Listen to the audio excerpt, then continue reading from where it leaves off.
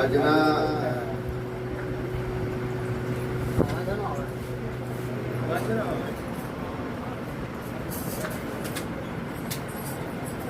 આ ભજન સત્સંગમાં માના દરબારમાં કેટલાય સમયથી માઇકનું ખોલો દૂર દૂરથી સંતો આવી અરસ પરસ દર્શન કરાયા. હું તો માત્ર આજે દર્શન કરવા જ આવ્યો છું, બોલવા માટે આવ્યો છું. એટલે ખાલી મોટા મોટા મોસમ ફેવરી બળદે રહેવાના ભૂખી નવળા છે. બધા કમ્પ્લીટ ખેતર હેડ્યા તો પણ જેસલ જાણે જાય સાહેબ સુધી રેત વેકરો આવ્યો હતો અને એવા નિર્મળ મનથી નિરખી એવા સંતોના સાહેબ આ દુનિયામાં નામ અમર થઈ ગયો. એમની ગાથાઓ આપણે અત્યારે જઈએ છીએ ને એવા સંતો પ્રમાણ આપી ગયા. મહારાષ્ટ્રના મહાન સંત સમ્રાટો તુકારામ મહારાજ, નામદેવ, મુક્તાબાઈ, ટૂંકમાં બધા સંતોની આવી હતી મંડળી ભેગી થઈ અને ભગવાનનો સત્સંગ કરતા હશે. ભગવાન એકલાથી રહેવાનું નહીં. એ નારદ નહાવ મસાબી વૈકુટે યોગીને હૃદય નવા મદ ભક્તા ગાયત્રી તત્તિષ્ઠામી નારદ. એ નારદ હું યોગીઓના હૃદયમાં નથી રહેતો, કે હું વૈકુંઠમાં કે મંદિરોમાં તીર્થોમાં નથી રહેતો, પણ ગોડા ગેલા હિરોણીમાં જો મારા ભક્તો ભેગા થઈ મારા નામના જો સાહેબ આ ડંકા વાગે છે ને તો અવશ્ય હું હાજર હોઉં. ભગવાન દ્વારકાધીશને થયું કે આ સંતો મળી સાહેબ સત્સંગ કરથી લાવો. એ સંતોનો માં ભગવતી ભગીરથ રાજાએ હજારો વર્ષ તપશ્ચર્યા કરી આકાશમાંથી ઉતારી અને શંકરની જટામાં ઉતરી. જો શંકરની જટામાં નહીં ઉતર્યા તો માં પકડમાં નહીં લઈ. આ એ ગંગા છે, આ ચોપડો વાળી ગંગા નહીં કે તમે હોજી નો ખો અને ચોપ પણ અજવાળું થઈ જાય. અને એ જયારે આવની ઉપર ઉતરી હજારો પાપી માણસો નર નારી તીર્થમાં જાવે, ગંગા યमुना और सरस्वती में स्नान करावे, गया प्रयाग और इलाहाबाद में स्नान करावे, मन का मैल वापस लावे. कहो ने स्नान कैसा होगा, समझ कर देखो दिल की माय, गुरु बिना ज्ञान कैसा. मन ठन के बने हैं मान, शीश नमावे कोई संत, आत्मा का अंत नहीं लाएगा तो मंत कैसा होगा, समझ कर देखो दिल की माय, गुरु बिना ज्ञान ना. આ મન જ મોઈટ હોય મોઈટ ઠર્યું ના હોય અને સત્સંગ કરીએ તો બીજાને તો જ ઠારી છે. હા, પણ એ તો નેભાળામાં જેને અગ્નિ સહન કર્યું હોય, ઉભાના ટપલાના માર જેને હવાના પોરમાં ખમ્યા હોય, અરે એટલું નહીં સાહેબ, ગોમના ગોદરા આયા પછી એ વડલા નેચા ગોમની બયો જોય અંગૂઠા હારે એને સાહેબ તપાસે કે કાચું શકમ પાકું છે. અરે નામદેવ જેવાનું પણ કાચું નીકળ્યું સાહેબ, તો આપણા તો પાર શું કર્યા. એ દીકરી માટલો ઘેર જાય, પોણી આરે પોણી ભરવા જાય અને ત્યારે એ રસી ની ગોઠ એના ગળા ઉપર મારે અને એ પાછું કુવામાં લટકાવે. એટલે પેલા ગોમ કુવાના જતા રહેતા. એ ગોઠ માર્યા પછી માટલાને કુવામાં ઊંધું પાહે મોંથી પોણી લઈ અને માટલું બહાર આવે અને જો માટલું જમા તો સમજો કે એ કરશન બીજાને ઠારશે. બાકી જો જમ્યું ના તો સમજો કે ભર શિયાળે આવું ગુણાઈ ગયેલું માટલું છે. આ પ્રોસેસ માંથી તમે પસાર થો તારે તમને આર્યો રંગ લાગે, બાકી રંગ લાગે. વાતો તો કરીએ ના લાગે. એટલે આ બધા સંતોને રંગ લાગેલો સત્સંગ કરતા હતા. ભગવાન પોતે આવા રામદાસ મહારાજના રૂપમાં પોતે આયા. આવી અને બધાને એક વિનંતી કરી કે આપ બધા ભગવાનો, મારે આપણે નમણી કરવી છે તો મારે નમણીની શરૂઆત કરવી ક્યાંથી? આ બધા મહાન છો, આ બધા પુરાણી છો, આ બધા નિર્વાણી છો, નિર્વાણ પદ પામેલા છો, પણ શરૂઆત ક્યાંથી કરવી એ મને તમે આપ કોઈ ઉત્તર આપો તો એથી કે હું નમણી ભરવાનું ચાલુ કરું. ત્યારે બધા મૂંઝવણમાં અનુભવ્યા, જ્ઞાનના કોથળા તો ટૂંકા પડ્યા. અને ત્યારે તુકારામ મહારાજે સાહેબ જવાબ આપ્યો, હે ભગવાન, આપને જો નમણી ભરવી હોય, આપને જો નમસ્કાર કરવા હોય, આપને જો તિલક કરવું હોય તો જેનું વેશ, વર્તન અને વાણી એક હોય ને એનાથી સાહેબ શરૂઆત કરો. ભક્તિનું મૂળ આ છે. જેની વાણી, જેનું વર્તન એક હોય. બોલો એટલું પળો અને પળો એટલું બોલો. એનું સાહેબ આ ભક્તિ માર્ગમાં એનું કામ છે. લલ્યા પંજાનો દાસી અને રાણી બે ભેગો હતો, કરતો નિર્જમતો પ્રીત, પણ દાસીનો દાસીપણો ના ગયો. આ તો દાસીપણો જોઈને એનું ભક્તિ માર્ગમાં કોમ છે. એટલે એવું વર્તન, એવી વાણી અહીંયા સરસ મજાને આપણને દર વખતે ગંગારામ મહારાજ આપણને ભેગા કરી અને નિમિત્ત માતાજી છતાંય એમનો આખો પરિવાર આપણને જે આ મોજ કરાવે છે. એટલે મને તો મહારાજ કીધું એટલે રામદાસ મહારાજનું નામ લીધું સ્પેશિયલ કેસમાં એમને સોંપવા માટે કે ભગવાને એમના ગળામાં એવી રચના કરી છે કે એમનો હજી તો ખાલી એમને 4 ભજન હોય ને ત્યાં એમનું ગળું ખુલ્લું અને હાવડે તો હોપડી હોય ને તો રામદેવ મહારાજ પાસે જવાનો મને ખૂબ મને પોતાને મજા આવે છે. અને એટલા માટે હું આવ્યો છું. વિશેષ તો ગુરુ નથી, આપ સર્વ જ્ઞાની છો, પણ મારી કહેવાની વાત એક જ છે કે થોડું કરીએ પણ સાચું કરીએ તો જીવનમાં એ છેલ્લી ઘડીએ આપણે કામમાં આવશે. થોડું કર્યું છે પણ સાચું અને સત્ય કર્યું છે. એક ખીચકોલી સામાન્ય કામ કરતી હતી, પાણીમાં પલળી, રેતમાં આળોટી અને જઈ પથ્થરોને ફિટ કરવાનું કામ કરતી. એ હનુમાનજી મહારાજને 1000 વખત ઉલાડી વચમાં ગધરાઈ જશે તો લાવ ઉલાડીને ફેંકી દઉં સાઈડમાં, પણ જઈને સીધી ભગવાનના ચરણોમાં પડે, ફરી પાછી કોમ માટે આવી જાય. એનાથી સહન નથી. એટલે ભગવાન રામને કીધું, ભગવાન મને હનુમાનજી મહારાજ મારાથી જે કંઈ છે ને યોગદાન કરું છું, પણ ભગવાન મને ત્યાં રહેવા દેતા નહીં. અને હનુમાનજી મહારાજ મને ઉપાડીને ફેંકી દેશે. અને ત્યારે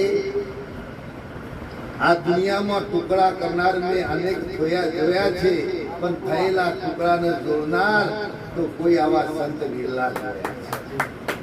ખીચકોલી તો ગભરાતી નહીં, તું સંકોચ અનુભવ ન ભવતી. આખી દુનિયા જેને ઠોકર મારે છે, પણ જ્યારે મારો સંત સાહેબ એને ઉપાડીને ફેંકે છે ને, તારે સીધો આવતો વૈકુંઠમાં ભગવાનના ચરણોમાં આવીને પડે છે. ખિસકોલી, તારું જીવન ધન્ય થઈ ગયો.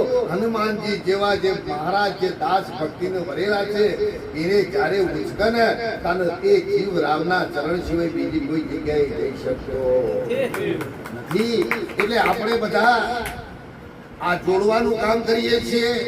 આપણે બધા તોડવાનું કામ. એક વખત મેં કાલે દ્રષ્ટાંત કીધું હતું, કહું કે એક વાનરે જંગલમાં રહેતો હતો વાનર, અને એને આખા જંગલમાં અગ્નિ લગાડી, એટલે દાવાનળ સળગ્યો જોરદાર.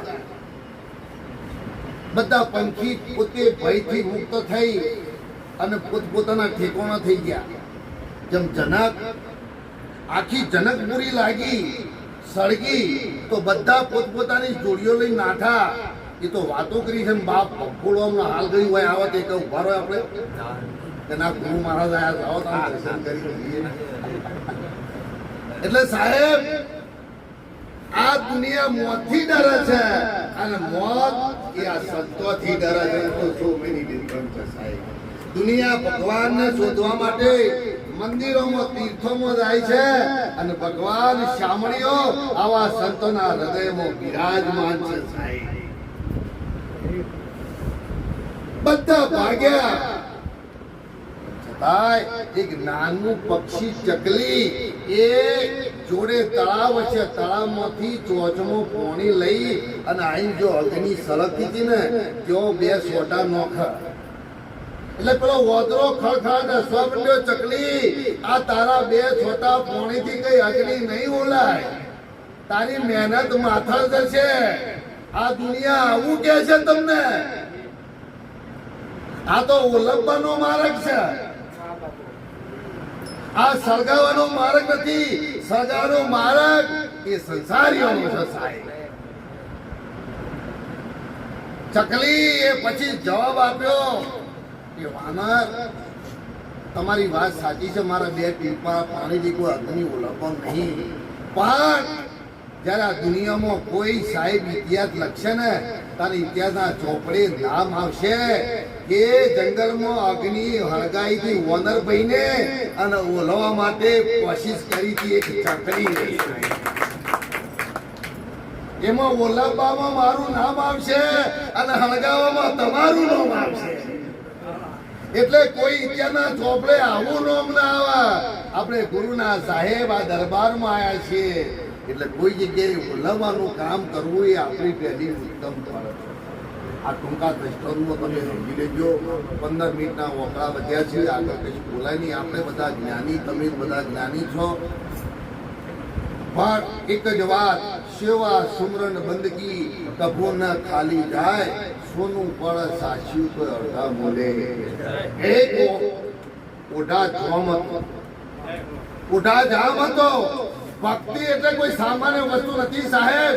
ઓઢા જાપ જ્યારે મહાન યુદ્ધની અંદર એક વાર લેવા માટે પોતે જ્યારે સાહેબ દુશ્મન સામે નીકળ્યો ને, ત્યારે એની સાથે ઓથલ પદમણી એક ઇન્દ્રના ઘરની અપ્સરા આ દેહમાં વિદેશ સુખતા સાહેબ સ્વરૂપ અખંડ લોકમાં ઘૂમી રહી, નહીં રંગ કે નહીં રૂપ સાહેબ.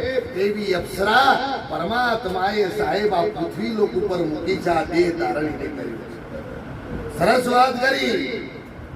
બીજું કોઈ પોદરું નહીં, આ રિયલ પોદરુંના પોદરામાં ભાઈ પુરવાના છે, અને દાવો કરીને બેઠા છે કે આ પોદરું છે એ હું પોતે જ. અને એ આવા સંતની શાન વગર ન નીકળે.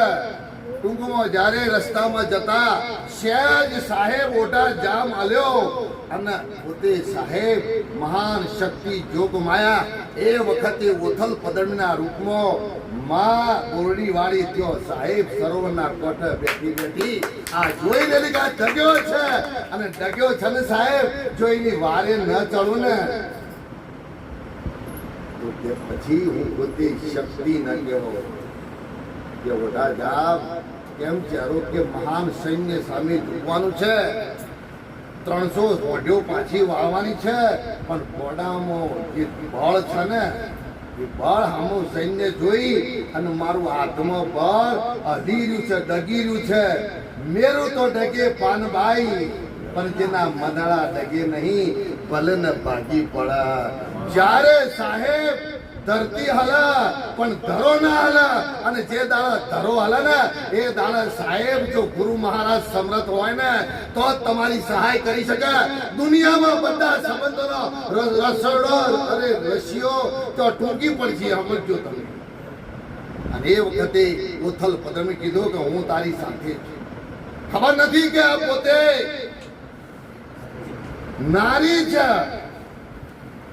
આ નારી જે ખબર નથી એનો વેશ એવો છે સાહેબ. આ શક્તિ છે. આ તો તમે પુરુષ થઈને બેઠા છો, પણ બાકી તો મહાન આ શક્તિ છે. બધી જગ્યાએ એક જ શક્તિ છે સાહેબ, બીજી કોઈ છે જ નહીં. આ તો ખાલી ઉપર ગાઢ ઘડ્યા પછી નામરૂપ જૂટવો, અંતે તો એમનું એમ છે સાહેબ. આ તો બધો બનાવ્યો છે પૂતળો, બાકી અંદર બિરાજમાન તો ચૈતન્ય શક્તિ, મહાશક્તિ નિરંજન પોતે છે. યો સાહેબ ટૂંકમાં યુદ્ધ જીતી સોંઢ્યો વાળી લઈને પાછાયા. તારું મોઢા જામ કે છે આ સોઢીઓમાં તમારે જેટલી સારી સોઢીઓ છે ને એટલી તમને કુરબાન લઈ જાઓ. એમ નહીં, તમે તમારો ઘોડો આ સોઢેના વચ્ચે નોખો અને સોઢેના બે ભાગ થાય અને તમારી દ્રષ્ટિ લમણો જે બાજુ પડે ને એ બાજુ સાહેબ એ સોઢીઓ તમારી. ત્યારે ઉથલ પદમણી પોતે પોતાનો ઘોડો લઈ અને હોડ્યો વચ્ચે નોખ્યો અને સાહેબ ઈનો લમણો એ ડાબી બાજુ સાહેબ વળી ગયો. મુખા કમળ બંધ હુઆ, ચાપ મુખા કમળ બંધ હુઆ, ચંદ્રનાર સે સુરતા ચડી. અને સાહેબ એ સુરતા આકાશ માર્ગે ત્યારે જઈ ત્યારે સુખમણાની અંદર સાહેબ આ પ્રકાશ થયો અને અંદરથી નીકળી ગયું કે તારી શરત હતી કે ખાલી ડાબી બાજુ જો તારો લમણો વળશે તો તારો તો જા. બસ મારા આટલું જ કરવું હતું. મને ડાબી બાજુની જે તે શોનકા કરીને એ મારું મૂળ દેશ છે સાહેબ, એ મારું મૂળ ઘર છે મારું. આવું મને કીધું વખલ પદમણીનો અગમ દેશની હું તો आई के कहां से आया जीव कहां जाएगा, कोसी दोरी चढ़ चले कौन मुझे जाएगा. साहेब अगम से હું તો કે आई અને નિગમ ઘેર જાएगी, સુરતા દોરી ચढ़ चले સદગુરુ મુझे સમજાएगा. સાહેબ અને કે આવી ગયો હવે નહીં. ત્યારે સોઢિયો લઈ જઈ અને પોતાના મામાને આપી દે છે. પણ જતા જતો ગોથલ કહે છે કે ઓઢા હવે આ પ્રીત જે બંધાણી જેની સુરતા સાહેબ સમેટે એના ઘરમાં સાહેબ મારો એટલે હવે સુરતા તારા મોય લાગી, તારા સિવાય બીજું બધું મારા માટે મિથ્ય છે. આટલું કહીને સાહેબ ઉથલ પદમણી નીકળી ગઈ અને આકાશ માર્ગમાં સાહેબ સાહેબ પોતે ગુમ થઈ ગઈ. અને એને પછી પછતાવો થયો કે મોનો ના મોનો પણ આ તો કોઈ સાહેબ એ પુરુષ નતો પણ કોઈ શક્તિ મહાશક્તિ. જ્યારે ફરી પાછા એ જ તળાવના કોઠા આરે કાયામાં સરોવર ભર્યા, 900 નદીઓ હેરી કોરે મોરે ખારો રત્નાકર ગુવા કરે અને મોય છે પાછી અમૃતની. એવી તળાવના કોઠા બેઠો કુવા પર આસન ધાર્યા, સદગુરુ પાસા ધાર્યા. આપ ખોજો શરીર રામાનંદની ખોજમાં સન્મુખ લડે છે કબીર. હવે આ કોઠો મૂકી કે કોઈ જગ્યાએ જવું નથી. કારણ કોઠાની અંદર સાહેબે તળાવના સરોવરમાં પોતે સ્નાન કરી દીધી અને એ સુરતા અને એ જ આત્મા એ જ સાહેબ તમારા ત્રિવેણીની અંદર તારે પણ સાહેબ મોજનું પોતે સ્નાન કરી રહી છે. ઓહો હો હો ઓઢા તારાથી ન રહેવાનું સાહેબ. જુઓ આ પડેલો જે જીવ છે છૂટો જે તરંગ છે એ ફરી સમુદ્રથી જુદું નથી, પણ જ્યારે એનો ભેટાવડો થાય એટલે એમાં પોતે સાહેબ અલોપ થઈ જાય. અને એની સાથે ટૂંકમાં લગ્ન કર્યો. લગ્ન કરીને જ્યારે એને શરત કરી કે આ જગતમાં મને જ્યારે જો ચાવી નહીં કરો કે મારું પિયર કોણ છે સાહેબ, ત્યાર સુધી તારા મારા સંબંધ રહેશે. અને જો મને તમે સાહેબ આ જગતમાં ચાવી કરીને એ દાડા તમારો મારો નાતો અધૂરો રહેશે. લગ્ન કર્યા પછી એને કચડો યાદ આવે છે, કચડાના મોરડા બોલે છે, અને ત્યારે પોતે ઘડી પડે છે. અને એ વખતે ઉથલ પદમણી પોતે તીર ખેંચે છે અને ઓઢા જામ કહે છે કે એક મોરલો વેધે મેળ આવે એવો નથી, આ તો હજારો મોરલા વેધવાના છે. આ એકલો મોરલો નથી વેધવાનો. આ ગુરુ બન્યા પછી સાહેબ તમે કોઈ સુધારો ના તો તમે વજ્યા કરો. આપણે ભગત થયા અને કોઈને સાહેબ સુધારીએ નહીં ને તો પછી આપણી વજ્યા ભક્તિ કહેવાય. જાય છે, શરત હોય છે પોતાના ભાઈને મળવા માટે, પોતે ચોપા પોતાના બે કુંવરો લઈને બેસી રહે છે. અને ત્યારે જો જ્યાં પછી રાજમાં ખબર પડે છે કે કોઈક એવી મહાશક્તિ છે અને એના મુખે એવા બે દીકરાઓ જન્મ્યા છે કે જે દિવ્ય લક્ષણો વાળા ગુણો વાળા છે. અને ત્યારે એને મશરૂ દારૂ પહી બેભાન કરી અને પૂછવામાં જ્યારે ભાન ભૂલે છે, સાર શબ્દે આવે આથા તો કાલ નમાવે માથા. સાર શબ્દ કોઈની કહેશો નહીં મેરી ભાઈ, કહેશો તો રામચંદ્ર ભગવાન કહેવાય. ત્યાં શરત હતી કે આ માથું પડી જાય પણ છતાં વડા તું સાહેબ કોઈ જગ્યાએ આ મારું ભેદ છે ભેદ ખોલતો નહીં કે અપ્સરાની સાહેબ આ મહાન દેવી છે એની સાથે મેળવે. ભાન ભૂલી ગયો. એને મોઢામાં કીધો ઇન્દ્રના દરબારની સાહેબ દેવ લોકની કન્યા છે એની સાથે હું વર્યો છું. આટલું કહેતો સાહેબ બે દીકરોને કોને કંભેડ કરે છે કે હું જઉં છું, જ્યારે તમારા લગ્ન થાય તારું વજનું પૂછવા માટે હું ફરી પાછી આવીશ. એ પોતે જતી રહે છે આકાશ માર્ગે. ઊંઘમાં બંનેનું લગ્ન થાય છે. એ ફરી પાછી આવે છે પણ એનું વચન હોય છે કે હું તને દેખાઈશ નહીં, ખાલી દીકરોને દીકરાની કન્યાઓ દેખાઈ. પણ એ વખત દીકરાની વહુને અને શીખવાડેલું હોય છે કે સાજરો પકડી માગવાનું, એવું માગવાનું કે માં તમે અમારી જોડે રહો. ત્યારે મોટા દીકરાની વહુ આ માયામાં નવલખો હાર બતાવે છે કે તારે મારી શું જરૂર છે, લેમ તને આ નવલખો હાર આપું. એમાં મોહિત થાય છે. અહીંયા પણ એવું છે સાહેબ, આ ભક્તિની લાઈનની અંદર શરૂઆતમાં આ બધી માયા આવવાની જોઈએ, તમે એને વળગી પડ્યા તો પછી એ વાત ગઈ.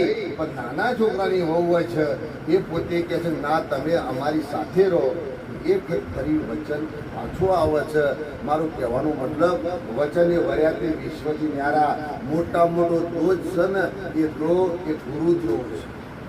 ગુરુનું વચન લીધા પછી જો એનું પાલન ન થાય, આ સત્સંગમાં આવ્યા પછી સત્સંગના વચનનું જો આપણે પાલન ન કરીએ તો ઓઢા ધામ જેવી પણ આપણી હાલત થાય. અને એટલા માટે આપણે પણ કઈ આ બોનું લીધું છે તો બોનું આપણું વચવાય, આપણું લજવાય નહીં. એવી રીતે આપણે નિષ્ઠા રાખી આપણે આપણા માર્ગમાં ભલે થોડું થાય પણ સારું થાય. મેં પહેલાં જે વાત કરી એવું કરીએ. બાકી તો આ સંતોનું કાર્ય એક જ છે, જાગે ઓળખો જગાવે, નાનક નિશ્ચય મુક્તિ અપાવે. સગો આવે સાટા પેટ અને જમઈ આવે દીકરી માટે, પણ સંત આવે હંમેશા માટે પરમાર્થ માટે. એને કોઈ બીજો સ્વાર્થ હોય નહીં સાહેબ. એ બગડેલી ગાડી હોય એને કઈ રીતના હું એને રિપેર કરું અને એના આબુના ઢાળે ચડતી કરું એવો એનો ભાવ હોય. આ સંતનું સાહેબ સંતનો ગુણ છે. પછી આપણી જૈસી જિસકી ભાવના એસી કુદરત દેત હૈ. ઘણાની જેવી ભાવનાઓ છે એ પ્રમાણે અહીંયા જો તમે આ બધાની અંદર સાહેબ એ જ જે પહેલા યુગમાં હતા એ જ આ યુગમાં છીએ. બીજા યુગમાં મહાભારતના યુદ્ધમાં બીજા નતા, મહાભારતના યુદ્ધમાં આ જ હતા. આ જ પાંડવો હતા, આ જ અંદર કૌરવ હતા.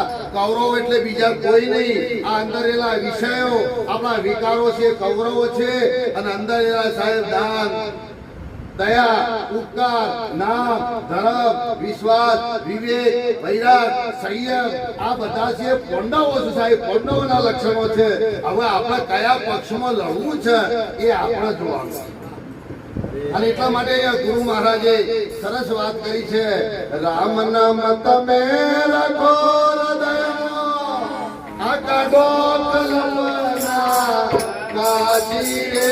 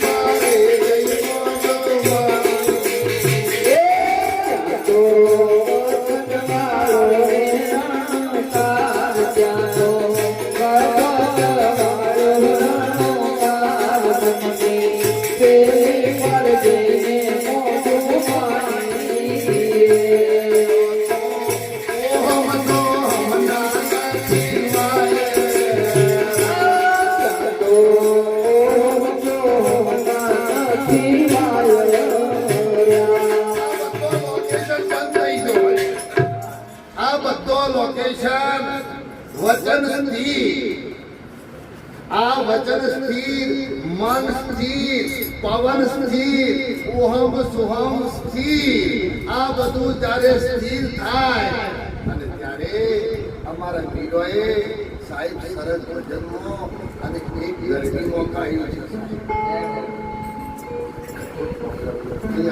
આપણે સમય થયો છે બીજો આપણે આવી